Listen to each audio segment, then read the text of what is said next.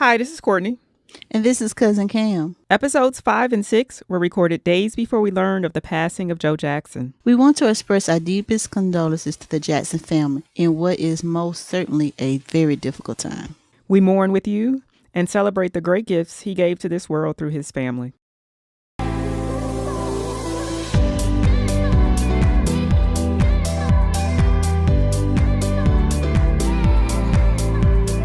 Welcome to this episode of Janet Today, Janet Tomorrow, Janet Forever, the podcast where two cousins discuss all things Janet Jackson. Today we're going to talk about Janet Jackson's All For You. My name is Courtney, and I'm here with my cousin. Cousin Kam. Hey, Kam, what's going on your way? Rain, rain, rain. Same here. It's like monsoon season in North Carolina. Since the last time you and I talked, quite a bit has happened in the world of Janet Jackson, so let's just get right into it. We've had a little disturbance in Jackson Land. Janet had a situation where the police was called between her and her ex-husband. I initially read the story and kind of let it go off the radar. They have apparently some sort of shared custody arrangement, but the rules say that a nanny must be with the father, when they're having, I guess you can call it one-on-one time if you have to have a third party, but so they have to have the nanny. And so Janet was unable to reach the nanny, and so she made the phone call to the police to do a welfare check, and they went and checked, and everything was just fine. But of course, Randy, he decided to stir it up like a good relative, and he added a little more spice to the gumbo. When the story actually broke out, it sounded like the nanny was locked in the closet, and she was fearing for her life. Randy, he messing up. He gonna get fired on his day off. You and I probably are Randy's biggest fan club. There's no good reason for it. Randy, I just want him to win. I know. Just once. We ain't seen Randy until Janet had that baby. When Janet came with that baby, Randy was like, I got a job now. But I do have to say, that is one of those situations where, if you have a child and you're unable to connect with your child, you probably don't know what to do. Like, you're feeling helpless and you just are reaching for what you don't know what to do in that moment. So, I don't fault her for calling the police if she had any concerns that there was anything wrong going on there. She's just being a good mother looking after her child, and that's that. Right. She had these concerns. But with this situation, there was one other thing that during all of the commotion, there was paparazzi pictures of Janet's son and ex-husband on the beach. Mm-hmm. And that just struck me the wrong way. Like, don't stalk a baby. I get that the baby is related to a super famous person and that we're very interested in her life, but where is the line? There's no line. You are following a baby to the beach. If they can get a shot and they can be the first ones to sell it to TMZ, there's no line. Michael Jackson was called weird because he covered his kids' faces. But you have to if you want some type of privacy. If you know what I'm saying? Yeah. This is a father and son moment. Can they have that? Can you let them do that? Nope. That baby's a Jackson. Jackson sells. So anything they can get, especially with a private person like Janet, anything that they can get, they gotta seize the moment, even if the baby is trying to build a sandcastle. Right. Yeah. So that just rubbed me the wrong way. And speaking of that, let's talk a little bit about this commotion with Paris and the Billboard Awards and all of that. Okay, can I just say I'm root for Paris? Listen, I go hard for Paris. I love her with my whole heart. In my mind, this was going to be the dream scenario, that Janet would take Paris under her wing, introduce her to the business, do it the right way, and Paris would, eventually be one of the ones that would carry on the legacy. But I don't think it's quite turned out that way. And now that we know more about Paris' background, she's a tough kid. Mm-hmm. You got to think about it. Thrust into the limelight from 11 to 12, because, I think she was around that age when Mike died. And now she's doing it. She's modeling. She's speaking out for human rights and things like that. So I love her spirit. I love her energy. But I always thought that maybe if anybody was going to gravitate towards Janet, it would be her. Yeah. So a little more about the situation. Apparently, other fans were making comments about why her brother Trent was at Janet Jackson's Billboard Icon Award performance and she was not. And so it seems like people were being really very rude about that. So because she didn't go, the public was judging her relationship or, judging her priorities or whatever. And who are we to decide where this woman should be? Right. I kind of felt bad that she felt she needed to address it. Now, got a little messy when she started to address it, but she has no filter. She doesn't. But, she made some valid points. She's like, we're a family just like any other family. We have our ups and downs. We have moments where we're tight. We have moments where we're separated. Right. That's just our lives. We're people. But then she also said, like, my management didn't tell me there was a performance. Ma'am, how you didn't know there was? How? Like, I was riding hard for you. How did she miss that memo? Damn. I need her to follow the same Janet Jackson Twitter I follow. When it hit, my phone lit up. I was like, Janet, what? Right. Yeah. But Paris, like, if you follow her, because I do follow her on Twitter, there's been moments like, I didn't know Katherine Jackson was in harm until Paris was like, something ain't right. I ain't talked to grandma in a couple of days. Somebody needs to get in touch with me, because she was like putting it out there. Yeah. So I know she is a caring, compassionate spirit. Yeah, absolutely. So I root for her. And she's right. Every family does have problems. I got some cousins I ain't spoke to in a while. I'm not going to get into that. But, you look at your phone a couple times ago. Now, what do you want? What you talking about, girl? I don't do that. What? I don't know what you talking about. Have you ever had somebody to call you and you go, how they number get saved? I done went through 2 phones. No, I am meticulous about saving numbers so that if I don't want to talk to you, you don't accidentally catch me. So, all right. We were at a restaurant, and so I don't know how we got started doing this, but comparing the number of contacts in our cell phones. And so, like, most people at the table had, 100 to 200 contacts in their cell phone. And I pull out my cell phone, and I had, like, close to 800. 800? Because I have every number anybody ever gave me. I'm not purging because you from 2001 might call me, and then I don't know that it's you from 2001, and now I'm stuck in a hey girl conversation that I don't want to be in. Oh yeah, so about this Bruno Mars collaboration, everybody is all aflame on the internet. Oh yeah, everybody was buzzing. So on a scale of 1 to 10, how excited are you about a Bruno Mars Janet Jackson collaboration? I'm a 7. You're 7? Yeah. Okay. Let me explain real quick just why I'm at a 7. Because this could be top 10, number one coming out of the gate. Or it could be like New Edition when they signed the Bad Boy, where they was trying to sound like 112 and New Edition ain't no 112.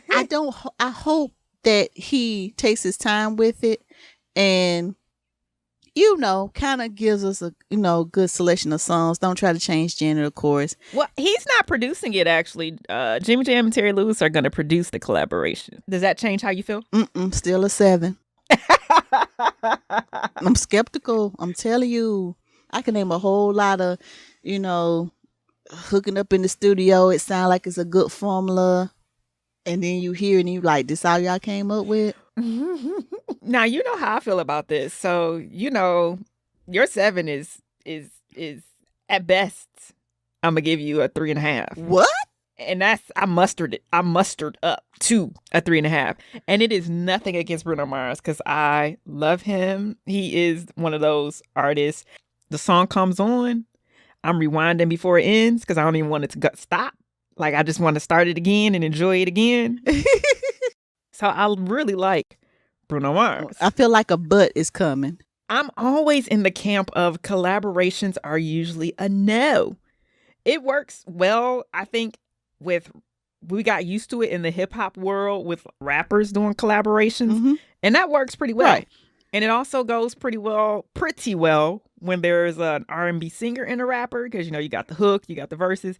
That works pretty well. Everybody can still preserve their identity and it works. Mm-hmm. Right. My issue with, most collaborations is the song doesn't fit everybody. Right. One of the parties is going to be an eyeball. And so I'm just trying to think about from their styles, though. They're both dance. They can both do dance, pop, funk. So I expect something good. And also with Jimmy Jam and Terry Lewis at the helm, that does provide me a sense of comfort. But honestly, like, I'm never super excited about a collaboration. Like, you want to get me excited about a collaboration, go dig up Avant and Kiki Wyatt, okay? I will listen to that. Yeah, that was a good collab. Yeah, like, in general, it's a no for me. So I'm hoping for good things. I'm leaving space for love. Collaborations have let me down. So let me ask you this. So would you prefer it just be Janet and Bruno wrote it, or do you want them both on the track? I really don't want him to write her a song. I'd rather have him to write it. I think her best songs are the ones she writes herself. Or maybe they could write a song together. I would be for that. But for me, Janet isn't the type of artist that you write songs for. She got to put her own special sauce on it. You can't just serve her a song like, here, pick from this catalog of 16 songs, Janet, tell us what you like. Like, I don't think that works out very well. I think it has to have some of her soul on it. Well, we'll find out. I'm still excited, though. I'm still excited. Give it at least 5. I say 5. I mean, I feel like I can get to 5. That's a 50-50 shot. I believe that this song has a 50-50 shot of being a banger. I can get to 5. Okay. I feel better. I'm in this for you. All right. Oh, there was another thing. And, we way late on this one, but I just saw it. So it may not be news, but it's news to me. One of Janet Jackson's dancers was on a late night talk show, and she, they were asking her questions about Janet Jackson and about the Billboard performance. It was Jenna Dewan. Yeah. And she shared some information about, their tour life and like gifts that they got on tour. Did you hear about that? Yeah. And let's see, this brings out another side of me that people don't need to know about. Apparently, Janet showered her dancers with numerous gifts, but one of them was a box that was filled with some nice toys. You gotta be more specific. It was filled with sex toys. Well, just in case my mama was listening. But now, let's just be honest. She was 19 and this was a different time, Jenna was 19. Yeah, because times are a-changing. You can't do that right now. I'm dying. But yes, but I was just like, are these appropriate workplace gifts? At the time. No, it wasn't never at any time. Yes, because a girl got needs. And if you on tour, you just can't be giving that out like that. So Janet was like, hey, to keep you in check. Listen, I'm really not mad at the gift at all. And I know that she has that rapport with her dancers. Like, really, these were just gifts for her friends. And so, it's pretty cool. Not necessarily about this specific gift, but just, that she was very generous and giving of lots of gifts. I think Jenna also mentioned a diamond watch that Janet gave each of the dancers while they were on tours. And we know she took them on numerous vacations and they rehearsed in Hawaii and they did all sorts of fun things together on her dime. And so you can't say enough about Janet Jackson's generosity. Mm-hmm. So it just really struck me as funny. It's like, oh my gosh, I wonder what you would think your next boss would be like, right? Like after you've worked for Janet Jackson, like, is everything else a disappointment? Yeah. You say yeah. It's like working for Obama. Ain't no topping that. So let's get into this week's song.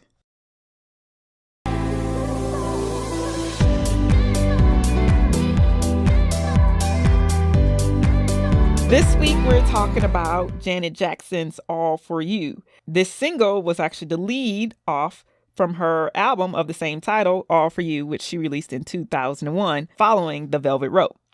How do you feel about this song, cuz? It was my jam. Whenever I hear this song, I always think about getting dressed to go out for some reason. Because when you hear the intro, with the girls in the party, that part, it's like, it gets you hyped up and then you like, oh, finna look good tonight. You're right. This is definitely your pre-party song. Yeah, this your warm-up. This what you bang in the car on the way to the party. Yeah. And then dance like it's the first time you heard it when you get to the party. Yeah. And I think with this song, because this song actually came after Doesn't Really Matter from the Nutty Professor soundtrack. I think this was showing that Janet had came out of that, I don't want to say dark period that the Velvet Rope project had to it, but you could tell that she was actually kind of finding herself again, and she just had more upbeat classic Janet that we grown to love. Yeah, yeah, which was really interesting. So the song itself, you said, followed Doesn't Really Matter, another kind of pop dance track. Also, it was number one prior to this one. And so it was like light and bubbly, which was a huge departure from the Velvet Rope. In fact, in my mind, like they're not even together. Right. Like the Velvet Rope seems like it was so long before Doesn't Really Matter and All For You. It seems like those were worlds apart. But what was really interesting to me is that when she was recording this album, it was just coming out of the divorce with Renee. Yeah. And so it was really interesting that even though personally maybe she was in a place that, no one wants to get divorced, no one wants to break up, and it's hard and it sucks. I've done it. It sucks. But she was already optimistic about the future because you could kind of hear it on this album. The way she sang about exploring the future and the way she sang, this song specifically, which is about dating and flirting. And, I think in this song, she talks a lot about how, there's an intimidation factor when, she's trying to initiate a relationship where guys only see the pop star. And she's basically like, I'm a human. I like the same things you like. But she was ready to explore. And I picked up on that in this song, which was like exactly not what I was expecting after the Velvet Rope. I think that's actually a good thing because sometimes when you go through a storm, you need to think positive and think of, hey, after this storm, there's going to be a rainbow. So maybe coming off of that dark album of Velvet Rope and that dark time with divorce, maybe she was saying, you know what, I've given my fans enough of that. Let me give them something that they can appreciate and that what they're used to, because you can only stay dark for so long. So when this cut came out, it featured a sample, Glow of Love by The Change, and she rocked the beat. A great production from Jimmy and Terry again. It was fantastic. And it just had a little kiss to it, like, oh, not only am I grooving, but then when you hear her sing and how it goes, I mean, it was just like, And this was the first time I could remember that they had used a sample, I'm going to call it so blatantly. Yeah. Like they use samples all the time. But in this song, like the sample is the star. Yeah. And I learned a couple things from this song, which was I learned this is not a Luther Vandross song. He sung with the group. Right. The group was called The Change. And I had no idea that I was like, this is not a Luther Vandross song. Is this why this isn't on my Luther Vandross greatest hits? Because I was needing to know. Right. It's not his song. To know why this wasn't on there. Yeah. And then also I realized that, after 25 years of singing this song, I've been singing The Spirit of Love, and that is not what this song is called. You know what? I don't really know the words myself. I just know the beat. So you are not alone, cuz. You are not alone. Yes, like this is my all-time jam, and I realized I only know like 11% of the words. But when Luther hit him, boy, I'm singing right there with him.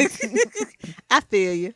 Yes, yeah. So that I learned a couple things, but also this song, when Jimmy talks about this song, and we talked about it being happy and light. He says that like in the history of Janet, the records that are the happy records, the ones that make people smile, have always traditionally been more successful records. And he talks about going back as far to songs like When I Think of You to Doesn't Really Matter, and When I Think of You was actually her first number one, right? And so it's like, yeah, like.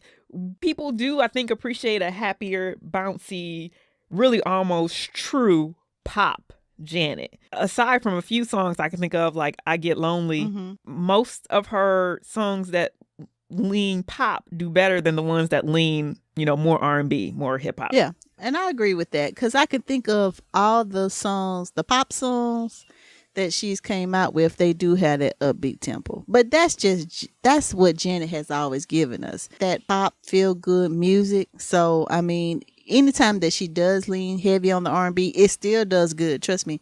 Anytime, any place, I Get So Lonely, all those are bangers, Mm-hmm. but her formula or her recipe is the pop and the dance. Yeah. And this song did really well. So it was added to every pop, rhythmic, and urban radio format within its first week of release. And it was, in fact, their first single to do just that. Now, usually there's a slow burn, you get added to one segment at a time and then you start to cross over. Right. But every radio station format claimed this as their own. Yeah, because it had that feel to it. And that's why I always call her the queen of pop, just because this song is a great example, because it was number one across the board on charts, not one, charts. Right. So you got to give her respect. And if you need proof that she's the queen of pop, this is the song to look at. Billboard, at the time, Billboard magazine considered it a veritable vitamin shot in the arm for the airwaves and as playful and joyous as the best from Janet's deep up-tempo catalog. And they also, too, talked a little bit about how, at the time, the trend was toward very strict R&B. I will always remember this summer, 2001. They gave us so many good songs. Mm-hmm. This was the year of Destiny's Child, Independent Woman. This was the year of Sunshine Anderson, Heard It All Before. Aaliyah, Rock the Boat. Yes. Usher, You Got It Bad. Ooh, Lord knows I wore that out. Who didn't wear that out? I wouldn't even date nobody. That was my jam.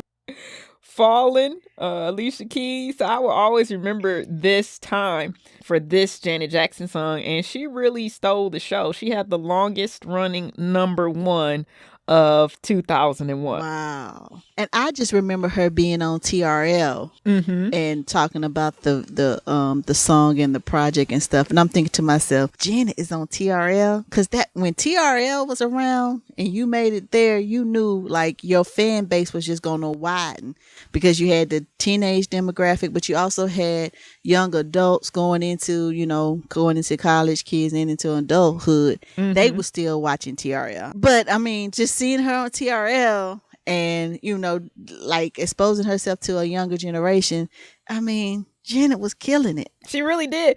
She really, really did. And the thing about it, I also kind of get bittersweet, because I was reading an article where they were saying that maybe this was when Janet hit her peak. And I'm just like, I don't want to say that this was her peak. Right. Because she had so many peaks. Yeah, exactly. I feel like she's had 3 careers. Yes. All within this same career. But yeah, this actually was her last number one hit to date. Since this song, she hasn't had a Billboard Hot 100. Now, I do think that No Sleep went to number one on like R&B Contemporary. Yeah. But this song, All For You, was her last Billboard Hot 100 number one. But she'll fix that. So she's not going to allow them to call this her peak. Like, we know that she's working on it. How many times have they said, oh, Cher hit her peak, and then here she came out with Believe. Yeah. Here she come again. Yeah. So it's somewhere in there. She in the kitchen cooking it. And to be honest, though, like, if that was her peak, so what? Like, you had a 40-year career. It can't all be up. But even her down is way higher than most people's up. So, right. Like, you couldn't even be mad if, like, this was the pinnacle of your career. But we know it's not. Right. Like, we know that there's still so much more in there. So I'm so excited about what more she has to give. But it's a little bit selfish and a little bit presumptive, because should we expect as much as we expect from her? But I think it is fair, because we know she's capable. We know she still has the heart and the fire and the desire to do it. So, like, we're all waiting to see her top herself, because we know she still can. Right. Like I said, things have changed now. So I think if she gets with the right people, and of course with Jimmy and Terry, they're not going to let her fall or fail in the project. Yeah, those are the right people. Yeah, so those are people. And I think we're just adding a little mixture of the new styles out now. This next project is going to be real good. Yes. But we got to talk about the video.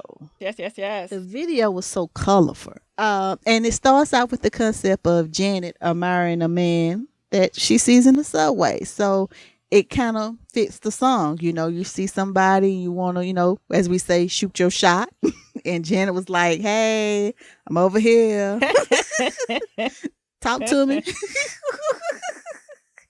And it was very colorful. I love the fact that I always like to see Janet in different colors. I understand, she loves black, but just to see her in color with that smile and just having fun, that's one of the things I remember about this video. It was directed by Dave Meyers, and I can say this: Dave Meyers at this time was directing everybody. Yeah, Dave Meyers was the man, and he still really is. He's doing videos even today for Kendrick Lamar and Ariana Grande. But one of my favorite Dave Meyers videos is "The Block Is Hot" with Lil Wayne. He did that?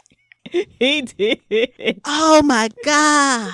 Listen, when I say his scope knows no bounds, he did Master P, he did Lil Wayne, Ja Rule, Maya, Pink, some of the Missy Elliott videos. He did Get Your Freak On, which is a really great video. Oh yeah, that's a classic. But he also did Limp Bizkit, No Doubt, Slipknot. He also did Usher, You Remind Me, which was a very fun video as well. So, I mean, this man has done it all, but that Block Is Hot that looked like it was shot with a camcorder is my favorite.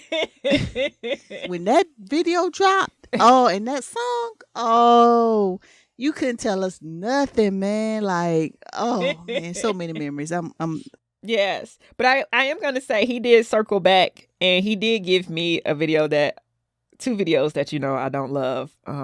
And we'll talk about these at another time. But he later teamed up with Janet Jackson in 2015, and he did No Sleep. And then in 2016, he also did Damn Baby. So we'll talk about those at another time. So for all his ups, there was some lows as well. Mr. Myers, you wanted in the principal's office. But yeah, so I did love like all the colors in this video, but I did have a small issue. It felt very much like What Have You Done For Me Lately? Really? Did you notice how things are 2D? Like, they drive to the club in like a cardboard cutout of a car. The railway station is like a cutout of a station. And here I am thinking this was innovative and brand new. You like, It was innovative because in What Have You Done For Me Lately, some of the cutouts were black and white. And this time they colored them. So that was it. What's the difference? We added color. It's brand new. Just like Jay's. To me, though, it's the choreography in this video that really makes it. So it's a super cute story when, you see her flirting with this guy, kind of throughout the video. Yeah. But for me, it's the choreography that really makes it. And I didn't notice until recently that they're dancing barefoot until the final dance break when she has on the black one-arm jacket and the sequin cutout tank, which was fly. Yeah. They're barefoot. Yeah. I didn't ever notice that. Yeah, I always noticed that. I think those boots were just ingrained because of that dance break and how hard they're dancing. So that's what was in my mind. But I'm like, these chicks are really getting it. Just flat-footed. But one thing too about this, so we talked a little about the colors. She had the ripped jeans. This is when we saw her in like the ripped jeans and the one-arm jacket. And then like she just kept changing that tank top. What else? What does that remind you of? That she just kept the same variation on a theme with these shirts, same shirt, different color. What does that remind you of? What have you done for me lately? What have you done for me lately? That vest or that shirt. And so it's basically the same video. But it sells. It's so pretty. No, I'm a sucker for pretty. It's so pretty. Oh, it's so pretty. So special. So I really loved it. Also, with the dance break, I didn't ever catch it, and I'm still not sure. But rumor has it, we know she samples herself, which I was like, legend. Okay? Right. Because, you sampled yourself. So we know we hear the Pleasure Principle. Yes. And then like the bass, the bouncy from Go Deep. Yeah.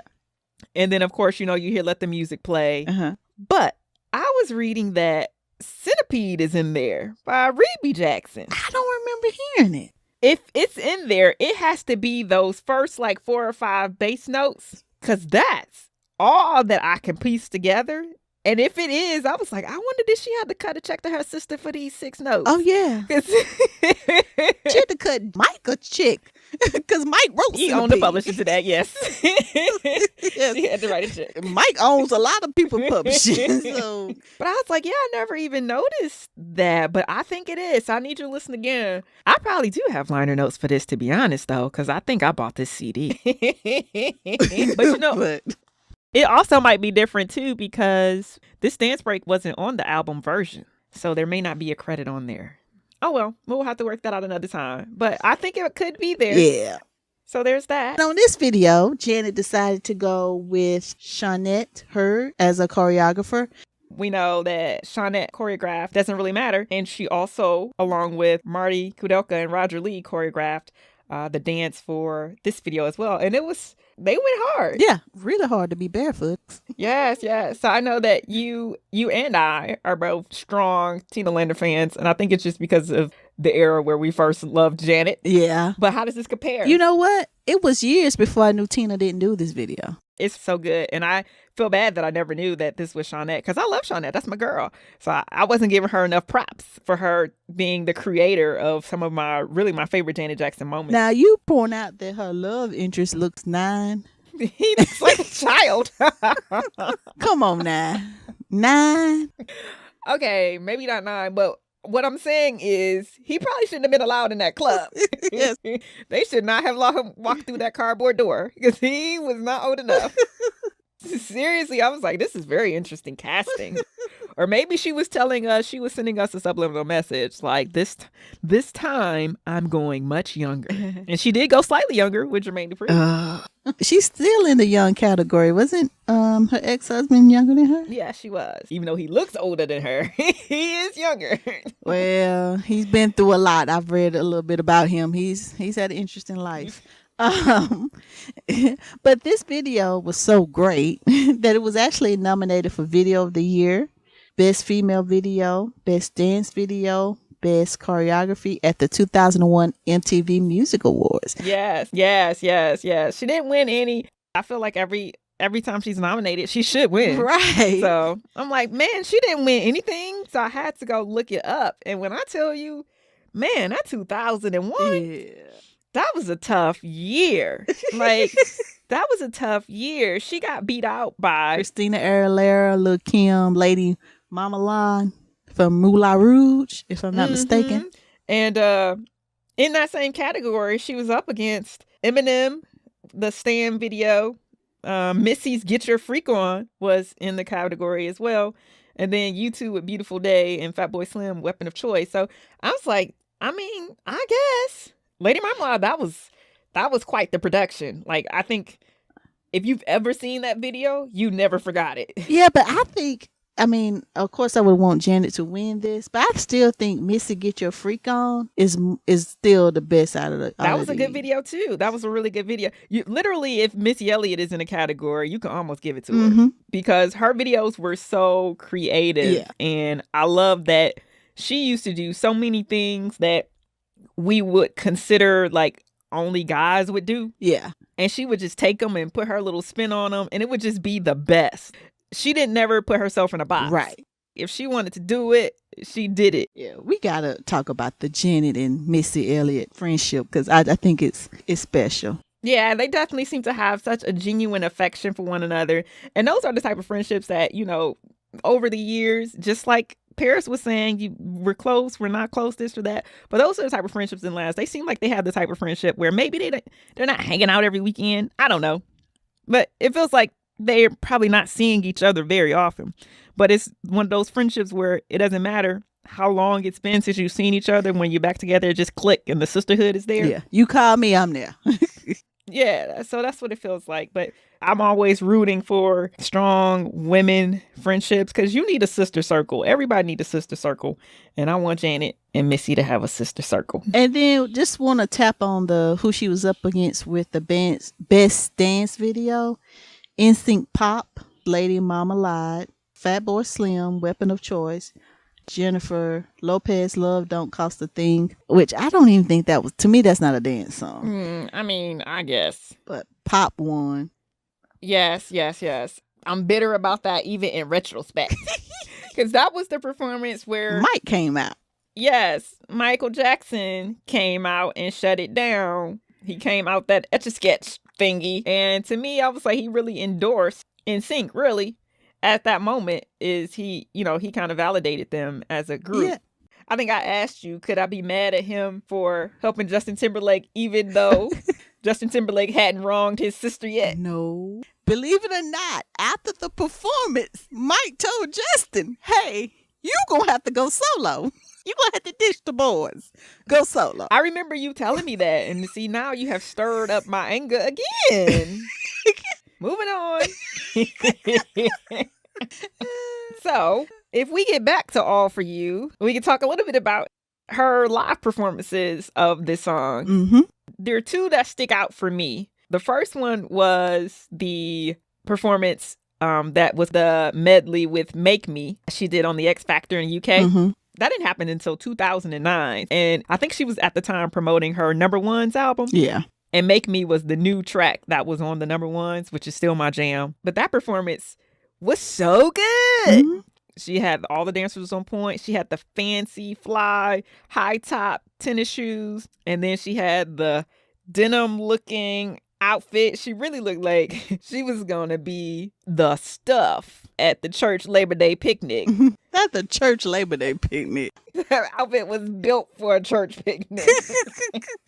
But she was rocking it like it worked. Now, the performance that I always remember for All For You comes from the MTV Icon special, in which Janet was the first artist to be named an MTV Icon. And the thing that sticks out to me with this performance was the fact that there was different costumes paying tribute to her best videos. Yeah, I remember that. The costumes really still stick with me because she wore that All For You costume. It was all white and it was fly with the one shoulder jacket. But also everyone having that Rhythm Nation in all white was fire. Like it was such a good concept. And I was like, once again, when you can literally pay homage to yourself and it was done so just beautifully, it didn't feel like ego or self-grandeur. It was just like artistic and well done and beautiful. But the one thing I remember about that, in addition to the costumes, was they came down in them circles from heaven. And it felt like they were coming down for like 7 minutes. I'm like, where did y'all start from? Jesus' living room? Like, how long is this going to be? Somebody was like, will you lift me down? Go slow. Because I would have been that one like, slower. The other thing I remember about it was the crowd was so loud. Even if you watch the video recordings on like a YouTube, the audience was legit loud and cheering. And I think the difference was, like, if you were there at that performance that night, like, Janet Jackson was it. Like, the Billboard Awards was fly, and the award was great, the tribute was great, everything was great. The only difference was when MTV did it, the whole night was for Janet. Yeah. And so people were losing their minds for Janet the entire night. And not just like regular fans like me and you, but like, I remember seeing Shaq dancing and Tyrese dancing and all of these people who are just really there for Janet only. I will say too, if you watch that MTV performance, there's a dance break after the dance break. It's so good. It may be my favorite piece of Janet Jackson dancing ever. I loved it. You know, we can't talk about a Janet Jackson song without talking about awards. And All For You actually won a Grammy for Best Dance Recording. Yes. It also won for ASCAP Song of the Year. And another interesting award a little surprised about was the Teen Choice Award for Best Single. Yeah. Definitely was one of the strongest songs of that year in 2001. So definitely got to give Janet her props on that. For sure. So that was a fun discussion about All For You. It reminded me of how much I love that song. Or maybe it helped me to learn how much I loved it, because I didn't know I loved it as much as I did until I went back and watched the video and watched the MTV performance. Definitely a Janet classic. So let's now play a little game. Yay!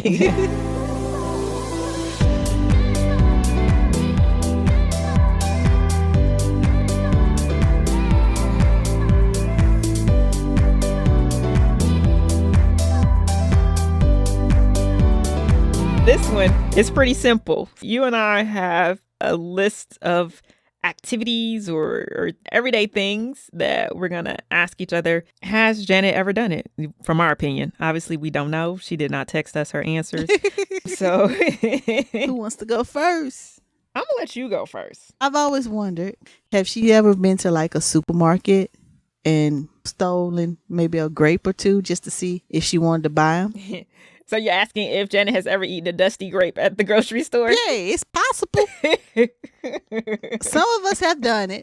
I'm going to say yes. I think if you're buying grapes, isn't that standard protocol that you got to pop one or two of those dirty joints in your mouth? Yeah.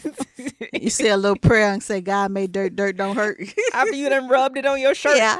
And then you pop it in your mouth. Yeah, you got to know what you're getting. So I'm going to say yes. What you think? Yeah, that's rule. That's law. What you got? Mine is, do you think Janet Jackson has ever cleaned a toilet? The younger Janet, yes. The Janet we know now, no. Yes, I would agree. I feel like Catherine Jackson had them doing chores. Yeah. Like they came off the tour bus and she was like, the trash needs to go out. Y'all been out down that road. Clean my commode. Okay, here go one. Has Janet ever cooked a chicken dress? A chicken what? Dressing. You mean like turkey and dressing and all that? Yeah. According to my late grandmother, she never said I could cook because I couldn't cook a chicken dressing. You gotta be able to make dressing. Can Janet make some dressing? Oh my gosh, this is rude. I just wondered. I'm honestly gonna go with no. Yeah. I think she cooked, but I feel like dressing is a new level of cooking. You know these recipes in your heart kind of cooking. And I just don't know. So I believe she's Wonder Woman. And if she decided to, she could. I just don't know that she has. Like if the question was, could she? Then I would say yes. But the question is, has she? I have to say no. I'm going to tweet that. Have you ever cooked a chicken dressing? I'm going to say it just like that, country and all. Chicken dressing? Yes, because you threw me. I was like, does it specifically have to be chicken? All right. You can tell I'm from the South. So one more for you. Do you think Janet has ever seen Friday, the movie? Yeah. You say that with so much confidence. Who hasn't seen Friday? Either you done saw the movie theater version or the TBS edited version. Cousin. But everybody's seen Friday. Cousin, I have a confession. You haven't seen Friday? No, I haven't seen Friday. Wait a minute. I just said Randy will probably be the one to get fired on his day off, and you went, So you didn't know what I was talking about? I just thought you were making a good joke. I quit. Ladies and gentlemen, I quit. Oh my God. You're going to have to edit me because my tone is high. I'm so, for real, you haven't seen Friday? No, I haven't seen Friday. Why do you think I would lie to you? God dang it. Okay. So that's it for us this week. On behalf of myself, Courtney Striblin, and my cousin Kam, we'd like to thank you for spending time with us. If you'd like to reach us, you can do so on Twitter and Instagram at JJTodayPod. That's at JJTodayPod. Our intro and outro music, Good For You by THBD, is licensed under the Creative Commons Attribution 3.0 license.